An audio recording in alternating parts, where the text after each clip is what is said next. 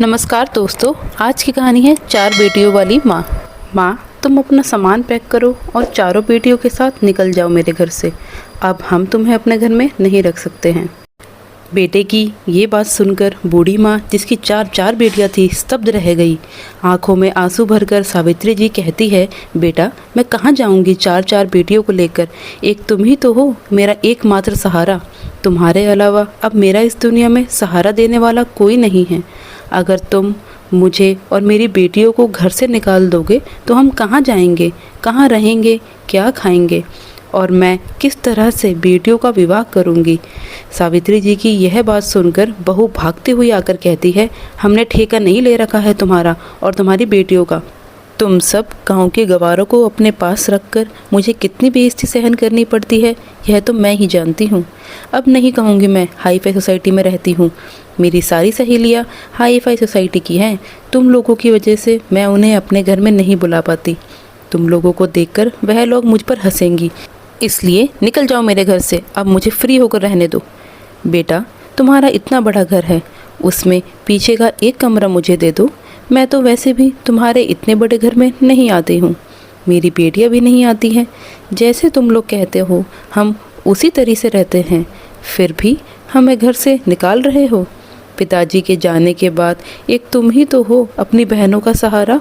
और भूल गए क्या पिताजी के मरते समय तुमने क्या वादा किया था कि अपनी माँ का ख्याल रखोगे, बहनों की पढ़ाई करवाओगे और उनकी शादी भी करोगे। मुझसे भी यही कह के तुमने गांव की ज़मीन बिकवा दिया था और मुझे और अपनी बहनों को शहर लेके चलोगे। उन्हें अच्छे से पढ़ाओगे, लिखाओगे और फिर उनकी शादी की जिम्मेदारी भी निभाओगे। इसी वजह से मैंने तुम्हारे कहने पर गांव का घर और ज़मीन दोनों बेच दी थी कि चलो उसके पिताजी के बाद बड़ा भाई है अपनी बहनों को संभालने के लिए, लेकिन तुम अपनी सारी जिम्मेदारी से पीछा छुड़वाना चाहते हो। अब तो हम गांव भी वापस नहीं जा पाएंगे और गांव गए भी तो जाकर क्या करेंगे, ना तो घर बचा है ना ज़मीन। तभी बहू उनके कमरे में से एक बैग के सारे कपड़े पैक करके दरवाजे के बाहर फेंकते हुए कहती है, महेश, अब तुम्हारी माँ इस घर में एक दिन भी अपनी बेटियों के साथ रुकी तो समझ लेना मैं इस घर को छोड़ के अपने मायके चली जाऊंगी। मैंने तुमसे इसलिए शादी नहीं की थी कि तुम्हारी चार चार बहनें और बुढ़िया माँ को अपने साथ रखूंगी। अगर तुम्हें अपनी बहनों को और माँ को अपने साथ रखना है तो मैं चली अपने मायके और अपने डैडी से कह दूंगी कि अपने दामाद की जगह बिजनेस पार्टनर किसी और को बना लो। यह बात सुनकर महेश घबरा जाता है और कहता है, नहीं नहीं डार्लिंग, ऐसे कैसे तुम मायके चली जाओगी। मैं तुम्हें कहीं नहीं जाने दूंगा। अगर तुम इस घर से चली जाओगी तो मेरा क्या होगा। महेश भी बहुत अच्छी तरह से जानता था कि आज वह रिया के डैडी की वजह से ही इतने बड़े बंगले में रह रहा है। उनके बिजनेस में पार्टनर है, बड़ी बड़ी गाड़ियाँ है। यह सारी शानो शौकत रिया के पिता की वजह से ही है। अगर रिया मायके चली गई तो उसके डैडी मुझसे नाराज़ हो गए तो मेरा तो सारा ऐशो आराम छिन जाएगा।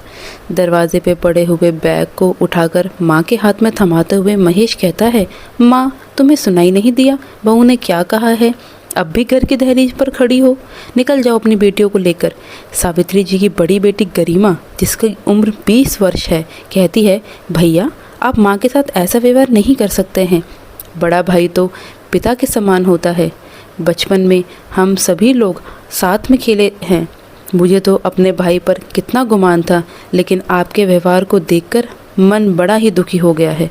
मुझे तो था कि पिताजी के जाने के बाद अब हम सबकी जिम्मेदारी बहुत अच्छे से निभाएंगे। माँ और पिताजी ने तुम्हें कितनी मुश्किलों से पढ़ाया है। घर के सबसे बड़े बेटे हो तुम, तुमसे हम सबको बड़ी उम्मीदें थी। आज तुम्हारे पास सब कुछ है, इतना बड़ा बंगला जैसा घर है, बड़ी बड़ी गाड़ियाँ हैं, खूब सारा पैसा है, तो क्या अपनी बूढ़ी माँ और बहनों को नहीं रख सकते हो। चिल्लाते हुए बहू कहती है, हाँ हाँ, तुम्हारी अकेली माँ और बेटी होती तो घर के किसी कोने में रख भी लेते। पूरी की पूरी पलटन साथ में लेकर चलती है। तुम्हारी माँ अब चार चार बेटियों को रखना मेरे बस की बात नहीं। हमने इधर कोई धर्मशाला नहीं खोल रखी जो तुम लोगों को अपने इधर रखेंगे और खर्चा भी दे। मेरे मायके में सभी लोग बहुत पैसे वाले हैं। कभी कभार वह हम लोगों से मिलने आते हैं और तुम लोगों के बारे में पूछते हैं तो मुझे बताने में बड़ी ही शर्म आती है। कभी भी मैंने उन लोगों को यह नहीं बताया है कि तुम लोग हमारी नंद हो या यह बुढ़िया हमारी सास है, क्योंकि कहीं भी तुम लोग हमारे स्टेटस के नहीं लगते हो। इसलिए अब तुम लोग मेरे घर से निकल जाओ। यह घर मेरे डैडी का दिया हुआ है, इसमें सिर्फ मेरा पति और मैं रह सकती हूँ। मेरे पिताजी का इतना बड़ा कारोबार है जिसके बारे में तुम लोग सोच भी नहीं सकते हो। दरअसल रिया को यह चिंता थी कि कहीं ऐसा ना हो कि उसका पति महेश अपनी माँ और बहन के प्यार की वजह से कहीं पिघल जाए और उनकी पढ़ाई लिखाई के खर्चे, शादी ब्याह का खर्च उठाने के लिए तैयार हो जाए। रिया पहले ही यह प्लान बना लेती है। माँ बेटी को घर से निकालना ही बेहतर है, और यह सब करने के लिए वह महेश को भी धमकी देती रहती है। अगर तुम मेरी बात नहीं मानोगे तो मैं तुम्हें अपने डैडी के बिजनेस से निकलवा दूंगी। महेश को पैसा और शान शौकत बहुत ज़्यादा पसंद था। वह अपनी ज़िंदगी के ऐशो आराम के लिए माँ और बहन को छोड़ सकता है, लेकिन अपनी ज़िंदगी के ऐशो आराम को नहीं छोड़ सकता। थोड़ा बहुत महेश अगर माँ की तरफ खिंचता भी तो वह अपने डैडी की धमकी देकर उसे अपनी तरफ कर लेती है। रिया बहुत अच्छी तरह से जानती है महेश को ऐशो आराम की ज़िंदगी बहुत ज़्यादा पसंद है, और अपनी बूढ़ी माँ और बहनों की वजह से वह लग्जरी लाइफ कभी नहीं छोड़ेगा। रिया कहती है, माँ जी अभी भी कुछ बचा है क्या? उठाओ अपना सामान और निकल जाओ मेरे घर से। भाभी अब आप एक भी शब्द मत बोलिएगा, बहुत बेइज्जती कर ली माँ की। अब कुछ कहा तो मुझसे बुरा कोई नहीं होगा। ओहो देखो तो सही तुम्हारी बहन के नखरे, गुरूर तो ऐसा भरा है जैसे कहीं की महारानी हो। महारानी हूँ या नहीं, लेकिन आपकी फालतू की बातें अब नहीं सुनूंगी। जब तक आपके घर में रह रही थी मैंने और मेरी माँ ने बहुत कुछ सहन किया है। तुम्हारे घर के सारे काम भी हम चारों बहनें ही करती थी। मेरी छोटी बहन जिसका अभी बचपन भी नहीं गया था, मात्र 15 साल की ही है, वह भी तुम्हारे पूरे घर की सफाई किया करती थी, और मैं पूरा रसोई संभालती थी। माँ तुम्हारे पूरे फूल पौधों में पानी देती थी, कुछ फोकट में नहीं रहती थी। तुम हमें अपने घर में अब इन्हीं कामों के लिए तुम्हें माली रखना पड़ेगा, सफाई वाला रखना पड़ेगा, तब जाकर तुम्हें हमारी कीमत पता चलेगी। और भैया आप, तुम्हारी पत्नी तुम्हारी बहनों से और तुम्हारी बूढ़ी माँ से इतने सारे काम करवाती थी, लेकिन तुम एक शब्द भी नहीं कहते थे। वैसे भी साथ में रहकर आपने हमारी कौन सी इज्जत की। इससे अच्छा हम इस घर से निकल कर बाहर ही रहेंगे। देख रहे हो अपनी बहन के तेवर, हाथ में एक पैसा नहीं है लेकिन अकड़ साथ में आसमान पर है। भाभी यह अकड़ नहीं बल्कि स्वाभिमान है। सावित्री जी बेटी को शांत करते हुए कहती है, बेटा शांत हो जा। शहर में आकर बेटा इतना बदल जाएगा इसकी कभी हमने उम्मीद नहीं की थी। अब बहू तो पराई थी लेकिन बेटा भी बदल गया है, तो इधर रहकर भी हम क्या ही करेंगे। ठीक है बेटा तुम्हारे घर से जा रहे हैं। जाते जाते सावित्री जी बहू से कहती है, बहू तुम्हें जिस पैसे और रुतबे का इतना घमंड है ना, एक दिन देखना मेरी बेटियां तुम्हारा घमंड तोड़ेंगी और वह भी कामयाबी के ऐसे मुकाम को छुएंगी जिसकी कभी तुमने उम्मीद भी नहीं की होगी। सावित्री जी की बात सुनकर बहू हंसने लगी और कहती है, हाँ हाँ क्या आता है तुम्हारी बेटियों को, झाड़ू पोछा करना किसी के घर में जाकर यही कर सकती है, और तो उन्हें कुछ आता नहीं है। झाड़ू पोछा करके बर्तन धुलकर अपना गुजारा करेंगी, मेरी बराबरी करने चली है। बहू हाथों में सामान पकड़ाकर सावित्री जी और इनकी बेटियों को घर से बाहर धक्का दे देती है और कहती है, पलट कर दोबारा मेरे घर में मत आना।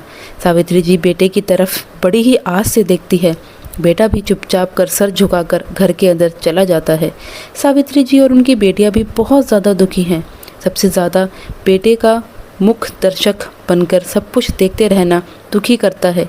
बेटे का व्यवहार सावित्री जी को खाए जा रहा है, लेकिन क्या कर सकती है। क्या उसे अपनी माँ और बहन दिखाई नहीं दे रहे।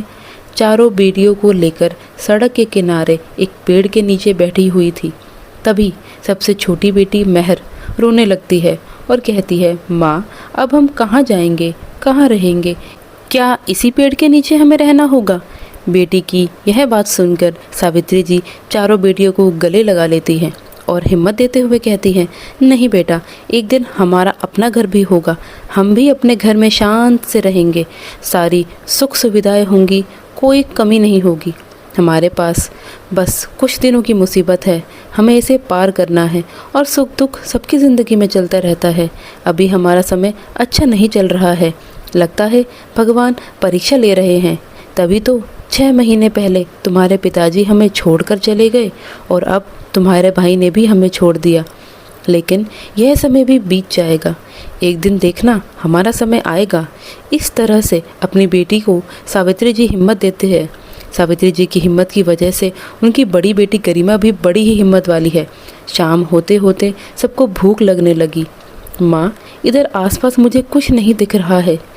जब से भैया के पास शहर में आए हैं, भैया हमें कहीं लेकर भी नहीं गए जिससे शहर जाना पहचाना हो। पास में से किसी मंदिर में घंटी की आवाज़ आ रही है, चलो उधर ही चलते हैं, हो सकता है उधर हमें कुछ खाने को मिल जाए। सावित्री जी अपनी बेटियों को लेकर मंदिर की तरफ चल पड़ती हैं। देखा तो मंदिर में भगवान की दया से भंडारा हो रहा था। सावित्री जी बेटियों के साथ भंडारे का भोजन करती हैं और भगवान का लाख लाख धन्यवाद करती हैं कि आज तो मुझे तुम्हारी सत्ता पर पूरा भरोसा हो गया है कि तू किसी को भी भूखे नहीं सोने दे सकता। 1-2 दिन तो सावित्री जी का मंदिर में यहाँ वहाँ का प्रसाद खाकर निकल जाता है, लेकिन फिर वह अपनी बेटियों से कहती है कि बेटा, हम इस तरह से ज़्यादा दिन तक नहीं रह सकते हैं, कुछ तो करना पड़ेगा, अपने लिए कुछ काम ढूंढना पड़ेगा, तभी हम पैसे कमा पाएंगे और अपने लिए एक छत ले पाएंगे और मेहनत से ही 2 वक्त का खाना खा पाएंगे। लेकिन माँ, हमारे हाथ में तो एक भी पैसा नहीं है और बिना पैसे के हमें कुछ काम नहीं कर पाएंगे। अपने कानों के छोटे छोटे कुंडल को उतारते हुए गरिमा के हाथ में देकर सावित्री जी कहती है कि बेटा, हम इन सोने के कुंडल को बेच देंगे। वैसे तो मेरा मन इन कुंडलों को बेचने का नहीं है, क्योंकि तुम्हारे पिताजी ने बड़े ही मन से मुझे ये दिए थे, लेकिन क्या करें, मेरी बेटियों से ज़्यादा मेरे लिए कुंडल ज़रूरी नहीं है। पर माँ, हमें तो पता भी नहीं कि हम उनको कहाँ बेचेंगे। तभी मंदिर की सीढ़ियों से उतरते हुए एक सेठ सिठानी उन्हें दिखाई देते हैं। सावित्री जी उनके पास जाती हैं और हाथ जोड़कर कहती है, आप मुझे बड़े ही धनी व्यक्ति लगते हो, मुझे पैसों की बहुत ज़रूरत है, आप मेरे सोने के कुंडल ले लीजिए, असली सोने के हैं, चाहे तो इनके चेक भी करा सकते हैं और इसके बदले तुम्हें जितनी भी कीमत अपनी ठीक लगे मुझे दे दो, मुझे पैसों की बहुत ज़रूरत है। वह सेठ सेठानी बहुत ही भले दिल के लोग थे। वह पूछते हैं, तुम कुंडल क्यों बेच रही हो? सावित्री जी बोली, बस कुछ मजबूरी है साहब, 4 बेटियों की जिम्मेदारी है, इसलिए बेचने पड़ रहे हैं। इतना कहते कहते सावित्री जी की आंखों में आंसू भर आए। कहाँ है तुम्हारी बेटियाँ? सेठानी ने पूछा तो सावित्री जी ने सीढ़ियों पर बैठी हुई अपनी 4 बेटियों की तरफ इशारा किया। सेठ जी पूछते हैं कि तुम इन पैसों का क्या करोगी? इससे तो कुछ दिन का ही खर्चा चलेगा। सावित्री जी कहती हैं, मैं सब्जी का ठेला खरीद लूँगी और अपनी बेटियों के साथ मिलकर सब्जी बेचूंगी। इतना कहते ही फिर से आंखों में आंसू भर आए। सेठ सेठानी सावित्री जी की मजबूरी को बहुत अच्छे तरह से समझ रहे थे। बेचारी 4 बेटियों को लेकर कहाँ जाएंगी। वह कुंडल खरीदने के लिए तैयार हो जाते हैं और उसके बदले में उन्हें 30,000 रुपये दे देते हैं। 2 दिन बाद सेठ सेठानी फिर से मंदिर आते हैं तो देखते हैं सावित्री जी ने वही मंदिर के पास ही एक सब्जी का ठेला लगाया हुआ है, जिस पर सभी ताज़ी सब्जियां रखी हुई है। अपनी बेटियों के साथ सब्जियों को बेच रही है। सावित्री जी की ईमानदारी को देखकर सेठ सेठानी उनके पास जाते हैं, जिन्हें देखते ही सावित्री जी कहती है, अरे साहब बताओ, आप क्या सब्जी चाहिए? आपने हमारे ऊपर इतना एहसान किया है, हम आपको ऐसे ही सब्जी दे देंगे। नहीं नहीं, हम सब्जी लेने नहीं आए हैं, बल्कि तुमसे कुछ कहने आए हैं। अगर तुम्हें बुरा ना मानो तो अपनी बेटियों के साथ मेरे घर में आकर रह सकती हो। दरअसल हम दोनों पति पत्नी बहुत बड़े घर में अकेले रहते हैं, हमारी कोई संतान नहीं है। शादी को पूरे 50 वर्ष हो गए हैं। खाली घर काटने को दौड़ता है।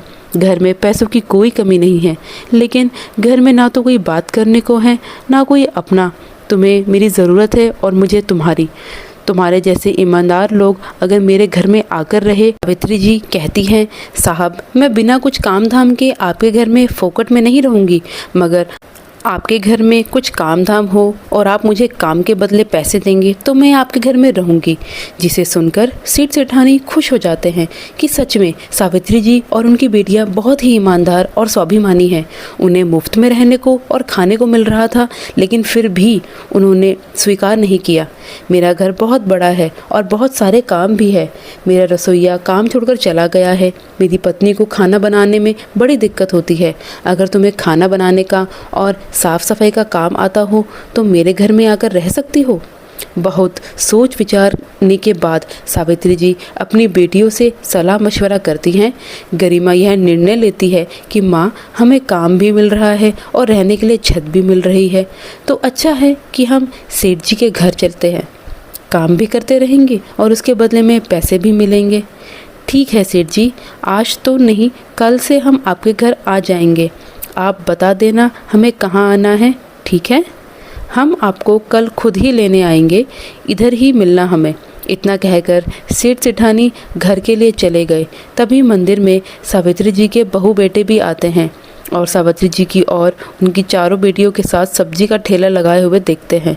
पहले तो बहू ठहाके लाकर हंसती है, फिर कहती है, मैंने कहा था ना कि तुम माँ बेटी की यही औकात है, या तो किसी के घर में झाड़ू पोछा करोगी या बर्तन धोओगी, लेकिन मुझे यह उम्मीद ना थी कि तुम सड़कों पर सब्जी बेचने पड़ेगी। अच्छा हुआ कि मैंने तुम्हें अपनी किसी सहेली या सोसाइटी मेंबर से नहीं मिलवाया, वरना वह लोग क्या सोचते।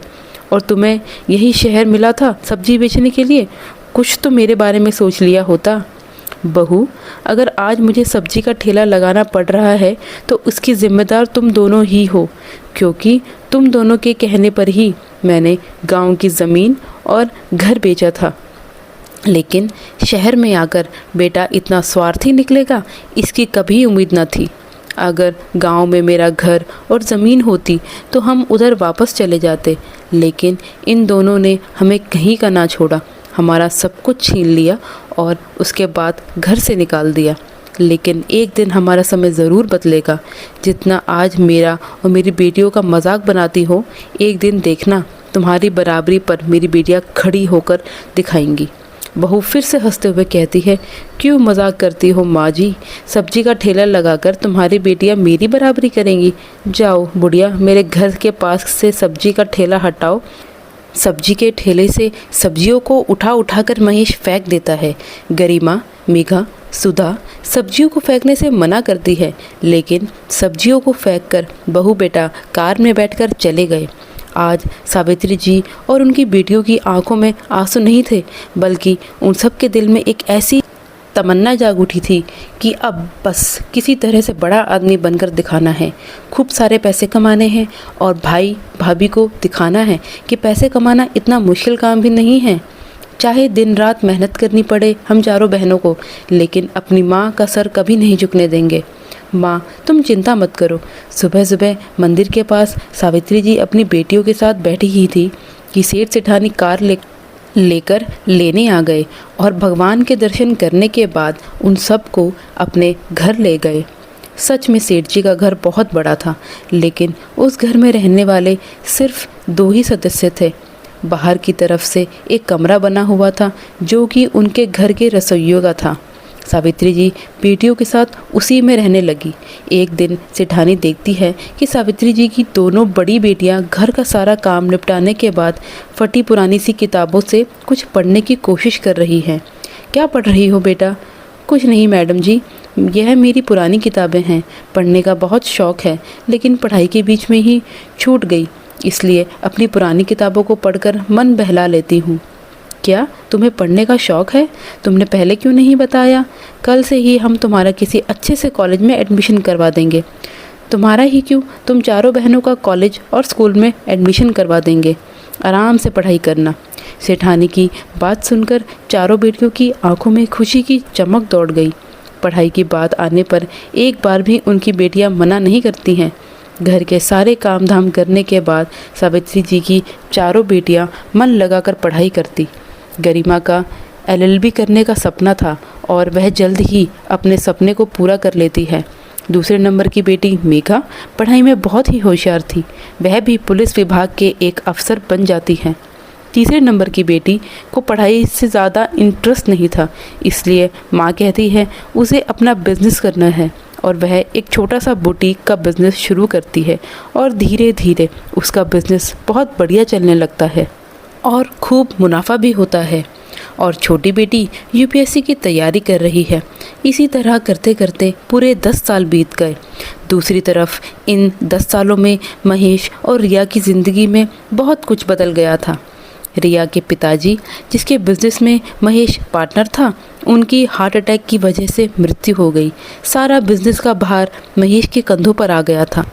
महेश बिज़नेस में पार्टनर ज़रूर था, लेकिन उसे बिज़नेस को चलाने की बारीकियों का पता नहीं था और ना ही उसने कभी उन्हें सीखने की कोशिश की। सिर्फ ऊपरी तौर पर ही वह अपनी पत्नी के पिता का साथ देता रहा। धीरे धीरे उसे बिज़नेस में घाटा होता गया और एक दिन ऐसा आया कि उसका सारा बिज़नेस बिकने की कगार पर आ गया। आज वही दिन है। पूरे शहर में हल्ला है कि राय साहब के बिज़नेस की बोली लगने वाली है। करोड़ों रुपए की बोली लगेगी। बोली लगने का एक निश्चित समय तक तय किया गया। शहर का एक बहुत बड़ा हॉल है जहां पर महेश और रिया बैठे हुए हैं। पिता के बिज़नेस को टूटते हुए और बिकते हुए देखकर रिया को बिल्कुल भी अच्छा नहीं लग रहा है, लेकिन क्या करें, उन लोगों के पास बिज़नेस को बचाने के लिए इतना पैसा ही नहीं है जो वो फिर से खड़ा कर सके। अगर बेचेंगे नहीं तो भी बर्बाद ही हो जाएंगे। पूरा घर बार बेचने के बाद भी वो अपने बिज़नेस को बचा ना पाए। बिज़नेस को बचाने के चक्कर में रिया और महेश को अपना घर भी बेचना पड़ा। सारे जेवर बेच दिए, लेकिन फिर भी बिज़नेस को नहीं बचा पाए। अंत में एक छोटा सा 2 कमरे का फ्लैट लेकर उसमें दोनों रह रहे हैं। पूरा हॉल लोगों से खचाखच भरा हुआ है। अलग अलग लोग बोलियां लगा रहे हैं। बोली 1 करोड़ से शुरू होती है, तभी दूसरा व्यक्ति 1 करोड़ 20 लाख बोल देता है। फिर बीच में से एक और व्यक्ति उठता है जो 1 करोड़ 50 लाख की बोली लगाता है। 1 करोड़ 50 लाख पर बात डन होने ही वाली थी, तभी पीछे बैठे हुए एक लड़की की आवाज़ सुनाई देती है जो 2 करोड़ की बोली लगाती है। 2 करोड़ की बात सुनकर पीछे पलटकर सभी लोग देखने लगते हैं कि कौन है वो बिजनेस पर्सन जो 2 करोड़ की में खरीदने के लिए तैयार है। पीछे गरिमा अपनी माँ के साथ बैठी हुई है जिसने 2 करोड़ की बोली लगा दी। 2 करोड़ पर बात डन हो जाती है। बाद में स्टेज पर फॉर्मेलिटी पूरी करने के लिए लड़की को बुलाया जाता है। लड़की अपने साथ अपनी माँ को भी लेकर आई है। दोनों लोग स्टेज पर आते हैं तो सभी लोग आपस में कानाफूसी करने लगते हैं। अरे, यह तो हमारे शहर की बहुत बड़ी वकील गरिमा है और साथ में उनकी माँ सावित्री जी हैं। यह सुनकर महेश और रिया दोनों के गौर से देखते हैं क्योंकि दोनों के चेहरे की रंगत बदल गई है। माँ जब पहले उसके पास रहती थी तो एकदम से दुबली पतली थी, सूती साड़ी पहनकर रहती थी, लेकिन आज उन्होंने सिल्क की महंगी साड़ी पहनी हुई थी। बेटे ने माँ को स्टेज पर देखा। गले में एक बड़ी मोटी सी सोने की चैन पहनी है, हाथ में घड़ी बांधी है। पास में ही नीले रंग का सलवार सूट पहने उसकी बहन गरिमा खड़ी है, जिसे देखकर बहू बेटे दोनों के होश उड़ गए। वह कैसे हो सकता है? महेश के हाथ पर चींटी काटते हुए उसकी पत्नी कहती है, कहीं मैं कोई सपना तो नहीं देख रही? क्या यह वही बुढ़िया है जिसे मैंने घर से धक्के मारकर निकाला था, या कोई और है? अरे, यह तो मेरी माँ और बहन ही है जिसने हमारा डूबता हुआ बिजनेस खरीदा है। दोनों के चेहरे पीले पड़ गए। तभी स्टेज पर महेश को बुलाया जाता है। सामने अपने बेटे बहू को देखकर सावित्री जी और उनकी बेटी भी चौंक जाती हैं। थोड़ी ही देर में सारी फॉर्मेलिटीज़ होने के बाद महेश बिजनेस के सारे कागजात गरिमा को हैंडओवर कर देता है। तभी गरिमा का ड्राइवर आता है और कहता है, मेम साहब चलिए, बाहर कार खड़ी हुई है, हम आपका ही इंतज़ार कर रहे थे। शहर में सबसे बड़े डॉक्टर का केस आपके पास आया है, वह तभी आपका इंतज़ार कर रहे हैं, जल्दी चलिए। फॉर्मेलिटी पूरी करने के बाद गरिमा का हाथ पकड़कर कार के पास ले जाने लगती है। सावित्री जी और उनकी बेटी के पास इतना सारा पैसा और रुतबा देखकर बहू रिया के तो होश ही उड़ गए। सब्जी का ठेला लगाने वाली बुढ़िया कितनी आगे बढ़ गई, उसे विश्वास ही नहीं हो रहा था। लेकिन आज आंखों के सामने जो देखा वो भी सच है। तभी बहू कहती है, अब तुम खड़े खड़े मेरा मुंह क्या देख रहे हो? तुम्हारी माँ बहन के पास इतना सारा पैसा है, जाओ मेरे पिताजी के डूबते हुए बिजनेस को बचाने के लिए उनके आगे हाथ पैर जोड़ो, पैसे मांगो और मेरे पिताजी के बिजनेस को फिर से उठाओ। मैं ऐसा कैसे कर सकता हूँ रिया? बहुत साल पहले उन्हें घर से धक्के मारकर निकाल दिया था, अब किस मुंह से उनके पास जाऊँगा? क्यों, आज तुम्हारी माँ के पास इतना पैसा है तो क्या अपने बेटे की मदद नहीं करेंगी? तुम उनके बेटे हो, जब तुम्हें रोता गिड़गिड़ाता हुआ देखेंगी तो ज़रूर तुम्हारी मदद करेंगी, उनका दिल पिघल जाएगा। भागे भागे बहू बेटे उनके पास आते हैं और कहते हैं, माँ मुझे माफ़ कर दो, मैंने आपके साथ अच्छा नहीं किया है। घड़ियाली आंसू निकालते हुए रिया भी कहती है, माँ जी माफ़ कर दो, अपने बेटे को देखो कितना परेशान है। भाभी की यह बात सुनकर गरिमा को बहुत गुस्सा आ जाता है। कहती है, अच्छा भाभी, जब आप लोगों ने हमें घर से धक्के मारकर निकाला था तब हम भी परेशान थे, आप लोगों ने हमारी मदद नहीं की थी तो आज हमसे अपनी मदद की उम्मीद कैसे कर सकते हो? और भाभी तुम्हें तो अपने पैसों का बहुत घमंड था, आज कहाँ गया तुम्हारा पैसा और घमंड? जहाँ मुझसे बात करना तक तुम्हें गवारा नहीं था, आज मेरे सामने हाथ जोड़कर पैसों के लिए गिड़गिड़ा रही हो। तभी सावित्री जी बेटे को गाल पर एक थप्पड़ लगाते हुए कहती है, बेटा तुम्हारे घर जाते वक्त मैंने कहा था ना, समय किसी का एक जैसा नहीं रहता है। माना कि एक दिन मेरी बेटियां तुम्हारे बराबर खड़ी होकर के दिखाएंगी, और आज देखो मेरी बेटियां तुमसे बहुत आगे निकल गई है। तुम्हें अपने पैसे का और अपने इस स्टेटस का बहुत ज़्यादा घमंड था, तो देखो पूरे शहर में मेरी बेटियों के चर्चे हैं। सभी लोग गर्व के साथ यह बताते हैं कि यह देखो सावित्री जी जिनकी चार बेटियां हैं। बड़ी बेटी शहर की सबसे बड़ी वकील है, दूसरे नंबर की बेटी पुलिस ऑफिसर है और तीसरे नंबर की बेटी मेघा का शहर में कपड़ों का बहुत बड़ा बिजनेस है, और चौथे नंबर की बेटी का तो आज ही यूपीएससी का रिज़ल्ट आया है, वह पास हो गई है, अब यह भी पुलिस अफसर बन जाएगी। जब लोग मेरे बारे में इस तरह की बातें करते हैं तो फ़क्र से मेरा सीना चौड़ा हो जाता है। मेरी बेटियाँ मेरी शान है। यह सुनकर रिया आग बबूला हो जाती है।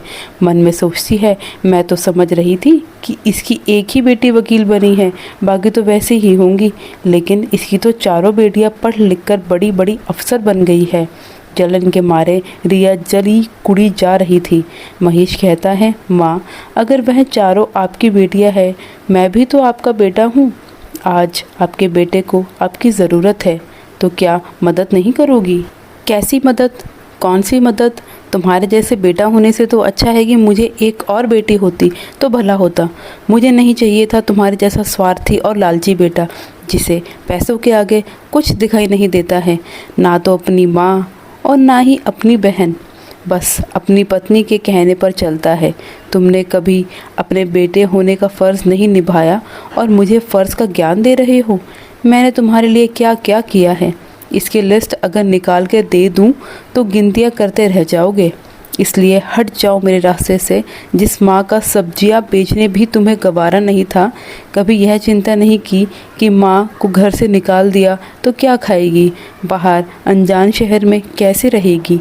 इसलिए अब मुझसे किसी तरह की उम्मीद मत रखना, और बहुत ध्यान रखना, कभी भी पैसों का घमंड मत करना, क्योंकि घमंड किसी का नहीं चलता। पैसा तो हाथ का मैल है, आज है कल नहीं है। तभी एक और लंबी सी गाड़ी आती है जिसमें सावित्री जी की तीनों बेटियां उतरकर बाहर निकलती है। तीनों कहती है, माँ जल्दी से मंदिर में चलो, मैंने मंदिर में दान करने के लिए सब कुछ खरीद लिया है, बस आपको अपने हाथ से वह सारा सामान दान करना है। आज मेरी चारों बेटियां इतनी आगे बढ़ गई हैं, इतनी तरक्की कर ली है, और देखो हमारी छुटकी ने भी यूपीएससी क्लियर कर लिया है, अब वह भी पुलिस अफसर बन जाएगी। सावित्री जी सलाम देकर अपनी छोटी बेटी को गले से लगा लेती है। इधर सास और नंद के ठाठ को देखकर रिया के पसीने छूट रहे हैं उस दिन को याद कर रही है जिस दिन उसने इन पांचों को घर से निकाला था। और आज देखो सभी कितने बड़े बड़े पर्दों पर प्रतिष्ठित हो गए हैं और मैं सड़क पर आ गई हूँ। सावित्री जी चारों बेटियों के साथ कार में बैठकर मंदिर निकल पड़ती हैं। बेटे बहू की तरफ पलट कर भी नहीं देखती।